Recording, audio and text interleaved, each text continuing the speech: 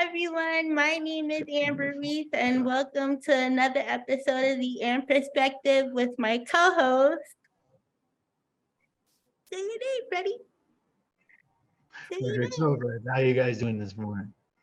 In today's episode, mental health as well. We're going to be giving you some tips on dealing with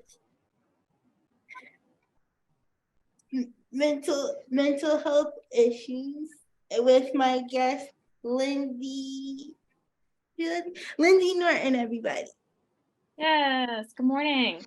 Thanks for having me, Amber. Thanks for having me, Freddie. You're No welcome. problem. You're welcome. And thank you for coming on to the Am Perspective and just sharing your story with others. And hopefully today's viewers can get some great tips on how to deal with mental stress. Was there ever a time in your life where you had to seek counseling to get you through something, and how did that help you? Yeah, absolutely. Well, I can share, I am currently a counselor at Housatonic Community College, and I've been there for almost 9 years. But prior to that, I worked in a rural private setting, and then also a mental health facility, a hospital setting.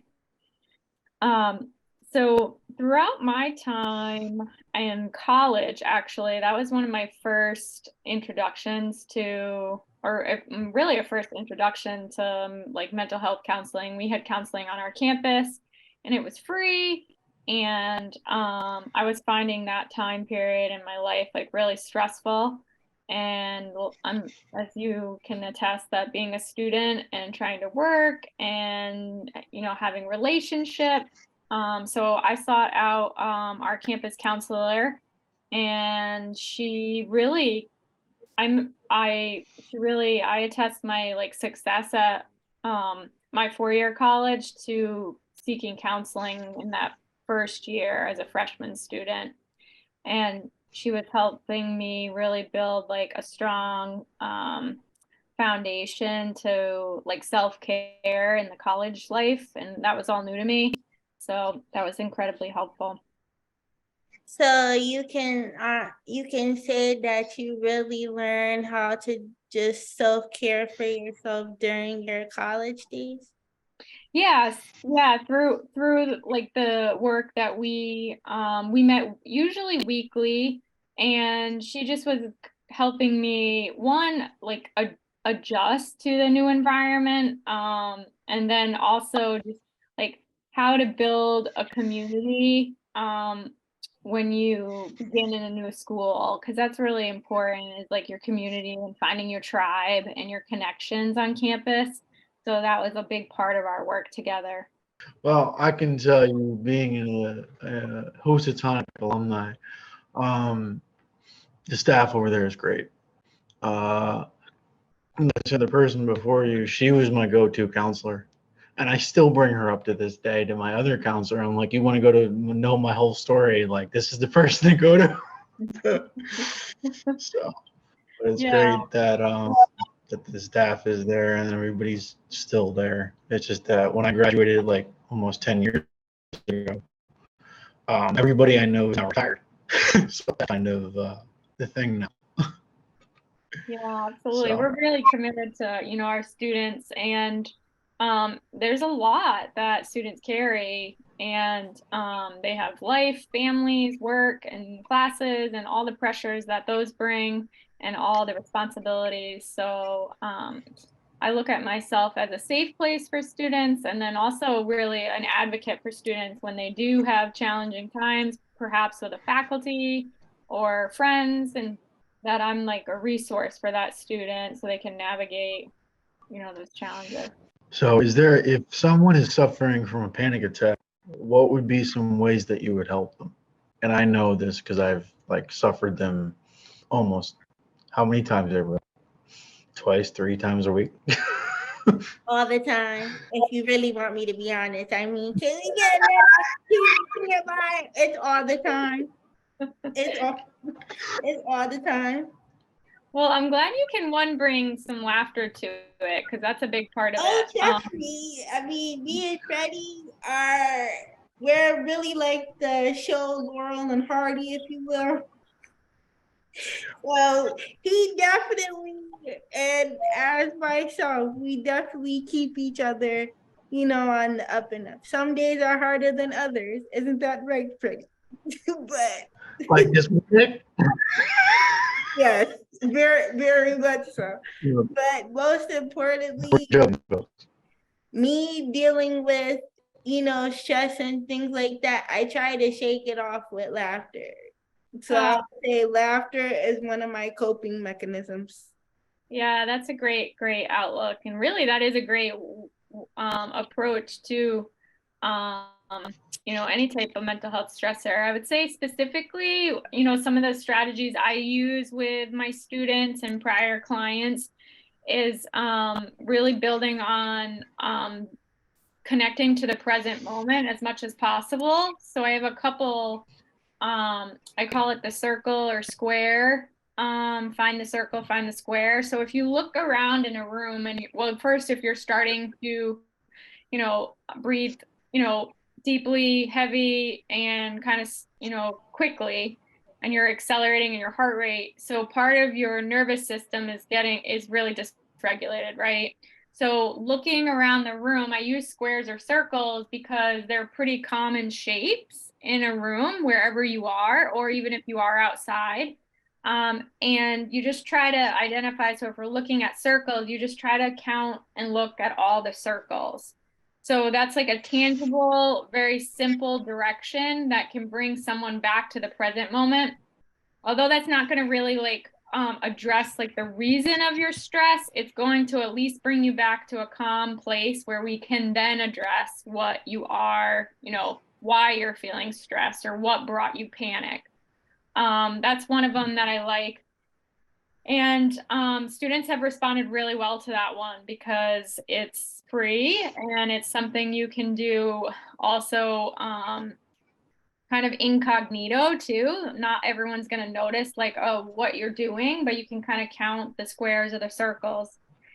And the other strategy I use is just trying to access like that deep calming breath that you have accessible in your diaphragm, but your belly, they call it, the belly breath. And so really like following the wave of your breath by holding onto your belly. You're not going to like push out your belly, but you're just going to kind of allow your hands to rest on your stomach.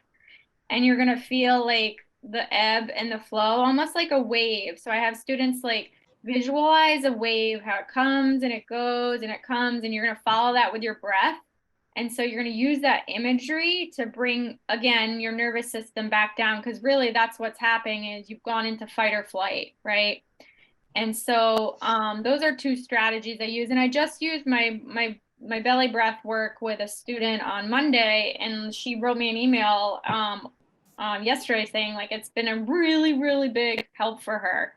So I like to use strategies that are free and that you have control over. There is a lot more, but those are the two that I use as my go-tos. So yoga is also another way to help relieve stress. I mean, I would know because when I was doing physical therapy, we were doing wheelchair yoga, like before we would do like stretches and stuff. So I know there's like different types of like exercises that can also help alleviate, stress. Even if you were to have a panic attack, there's different poses that you could do to help with breathing, as you guys were mentioning. So there's a lot of different ways to help, relieve stress and get rid of anxiety. I mean, for me personally, one of the things that I like to do is, just pray, daily affirmation, just try to take a few minutes, 5 to 10 minutes, just get some deep breaths in, and, hopefully the day goes good, but there are days where your days are just like, I just wish this day was over with. I can attest to that because I've been through a lot and still going through stuff. So Yeah, no, those are great. Those are great suggestions, Amber. When was the exact moment in your life that you knew you wanted to become a counselor? Yeah, that's a great question.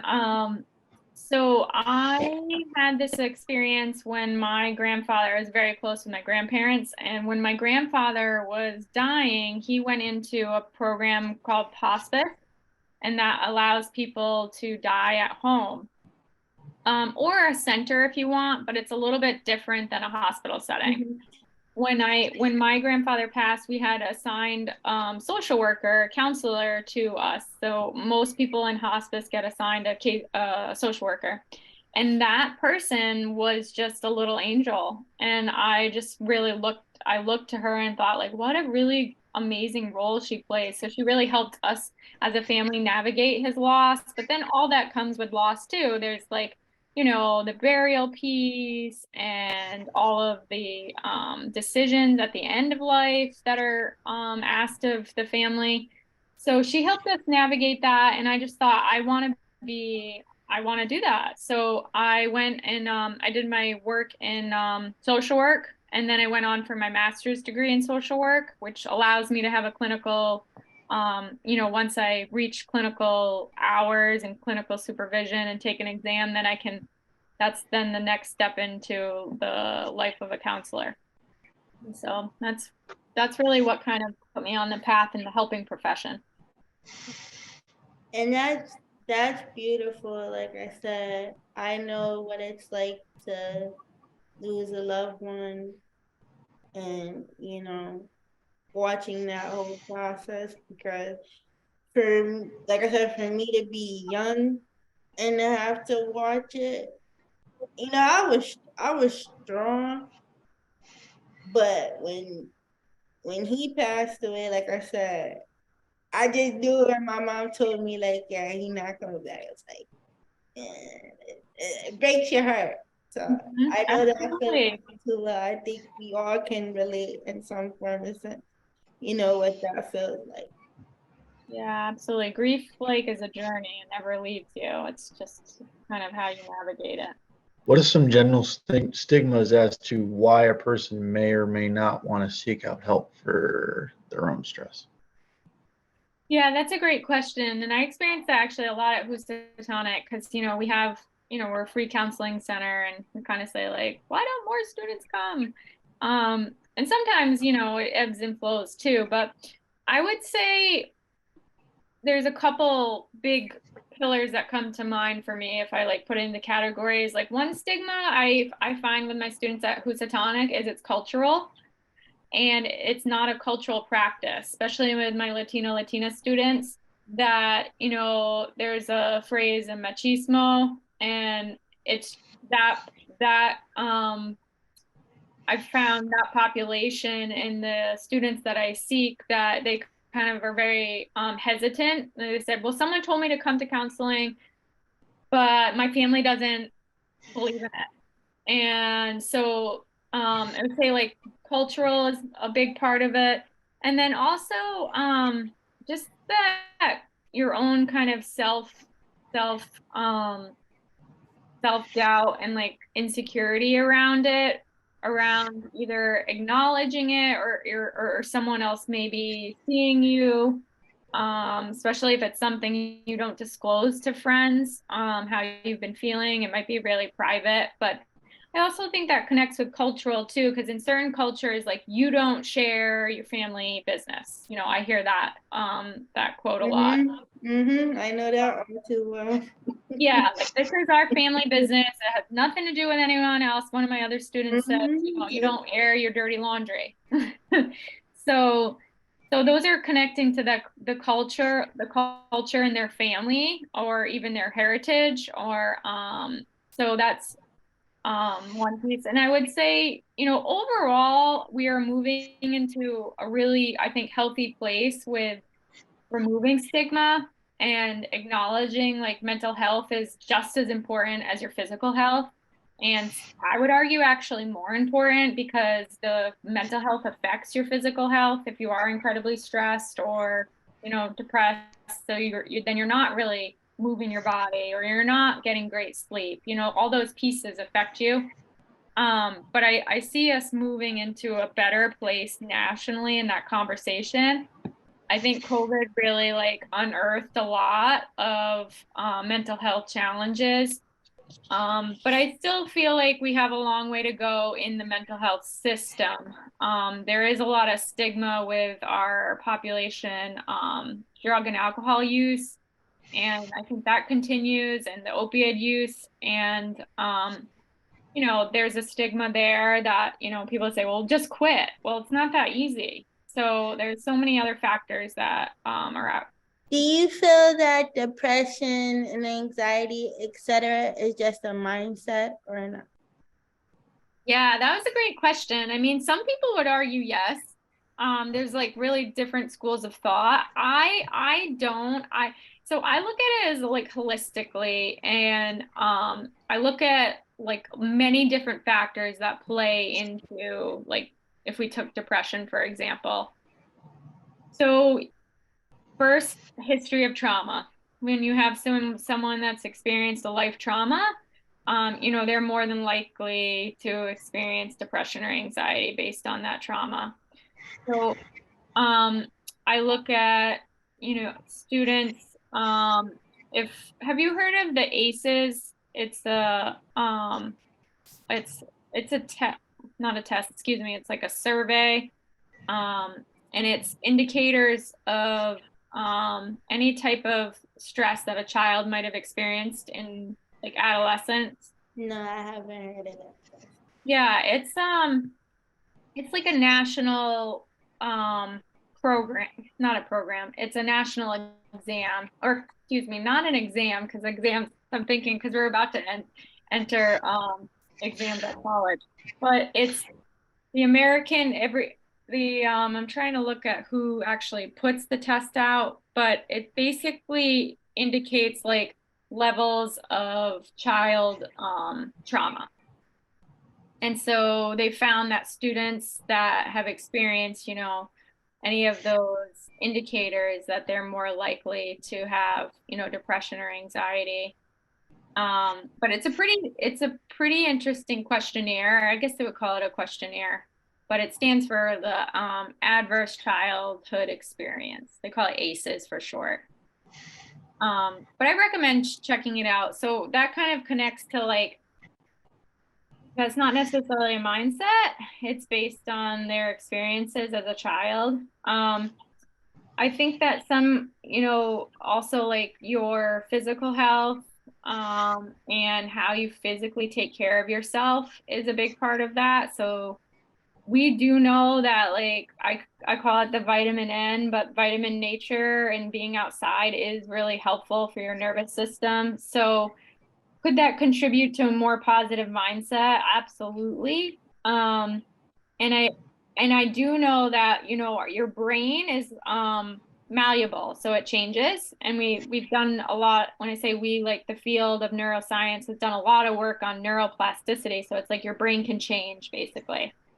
So there is some mind work, you could say, that you could kind of reprogram some of those thoughts. You know, CBT is cognitive behavioral therapy. That's part of that practice too. So I think I can't say it's 100% mindset, but there is some role that it does play as you program those thoughts of anxious thoughts and feeling, you know, that you might want to hurt yourself, and those continue and continue for years. You have to work really hard at finding support that's going to help you reprogram some of those pathways. I call them, you know, like your neural pathways. So I'd say like yes, but no. I mean, it's a collectively, they kind of inform each other. So I don't think that you can say that's just mindset. I think people do say that, and they don't understand that, you know, it's an illness just like high blood pressure, you know? So. Right. Is that? I agree. So for some people, I would say me speaking personally, I don't suffer like with depression, but I have gone through like, loss and going into counseling for that. And, but then it's like I went into counseling for those two things, and then I realized as I started to peel back the layers, it's actually helping me become a better me and working on different aspects of my life. So for me, I can say no, I don't really suffer with depression, but do I have my moments? But I know how to get myself out of it and like shake it off and like, look to the brighter side of it. That's great. You sound like you would be an excellent counselor. They don't pay me enough. You don't pay me Probably enough. could do it. That's all I need to say. You probably could do it. I'm on the different. I'm on the different end. I suffer from depression. I know it's trauma in my life. Linda could attest to that. I have panic attacks daily. I suffer from anxiety, depression, PTSD, and really where I've been trying to work at is, okay, what do I want? I know what I want. Okay, so why are you angry? Because you don't have X, Y, and Z to do what you want. Because you're busy helping other people and you've kind of forgot about yourself for a little bit. So then it's just trying to find a medium to that. Mm-hmm. Yeah, So absolutely. Yeah, and you can't pour from an empty cup. I use that phrase a lot. And so you have to pour into yourself first so you can pour out. And so I think that's well when you're really you have some really good insight into yourself. So it's a journey, and it sounds like you're really able to one, find your support and know how to ask, because that's huge. And then two, to recognize like, okay, this isn't really how I want to keep living, but I'm going to like follow this healing journey until I get to the place I want to be. that's pretty much it. Yeah. I was just managing finances as well as personal things and then trying to stick to it. And that's the hard part. Oh yeah, absolutely. Yeah, finances, that's a big stressor. Yeah. And people unfortunately can even, all the way at different spectrums, but people get divorced from that. People kill people for that. People take their own lives for that. It's really, yeah, it can be an incredible stressor. And learning how to budget that's part of your mental health. Like, yeah, yeah. So, do you think having a job or something to do automatically gets rid of people's stress? Why or why not? Well, it depends, Freddie. Do they like their job? Right? Do they like, Yeah, right? We want anyone to, would ask that, right? yeah, so that's important. But, a bigger question too is like how, and this is definitely, I think, contributes to mental health is like identifying and finding your purpose. So whatever that might be for you or for me. And I say like purposes can shift and change in different seasons of your life, but um, connecting with something that brings is connecting to your values. So like what are your core values? I really like working with students on their values and like identifying those and then trying to connect you with that and then a purpose or kind of like an either a profession or an activity or a club, because then that's where I think you're able to grow. But I do think having something that is your own to do, whether it's like a physical activity or, any type of reading or whatever really like lights your fire though, because everyone's different. Someone might really enjoy a great mountain bike ride, and another person's going to say, I like sitting watching, the cherry blossoms at the park.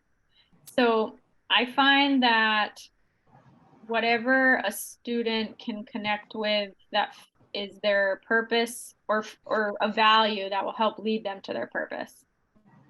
Yeah. We just have time for, sorry, good job. One more question because we have 3 minutes left. Okay. But my last question to you would be, if you could go back to the first day you started in the field, what would you tell yourself? That's a really fun question. I love that question. What would I tell myself? There's so many life lessons. I would tell myself, one,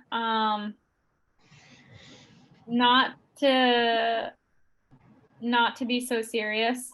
And I know that sounds like you might be brushing off like mental health, but when you are working with students or anyone, in my prior work, I was at a psychiatric hospital, right? And most of my clients there were inpatient due to attempt to hurt themselves or suicide. So, and that's a really, really hard place to be. But I still, Amber, like you opened the show with humor and kind of to bring back some of that joy in a client or student's life. That's what I would remind myself, that like how can I bring back joy, and also in my life too. And I would also tell myself to do more trainings. Like do as many trainings as you can if they're free. Now we have this beautiful virtual world and there's a lot of free trainings. I would just say like try to get exposure to as many areas, whatever field it might be for you, but like that way you can make decisions on where you want to work or what you might want to learn more at. And I think it's helpful when you can get really like an expertise on a certain area, because then you can be really, really knowledgeable. So that's what I would tell myself. But yeah, I always wanted to be a counselor. That has not changed. So. Well, I think for me, I definitely can agree with you saying finding your purpose, like as you're going into school. And that does change, throughout the years. But I definitely believe, me being a vlogger, content creator, if you want to call it, a TV show host, this is my way of contributing to the world. And, hopefully when my brand, expands, somebody in my team, family can pick up the torch and keep it going and, to inspire others. Yeah. I love the work you're doing. I think it's great. And I'm happy to always come back. So I love talking about how people can take care of themselves and mental health. Well, we definitely can do a part two. Definitely. That's for sure. Yeah. Definitely. Well, guys, this wraps up today's episode, Mental Health is Wealth, on the Am Perspective. I'm your host, Amber Reed. I'm the co-host, Fred Silva. And that's it, guys. And Lindsay, we want to thank you for coming on with us. And oh, you're so welcome. You guys if are so anybody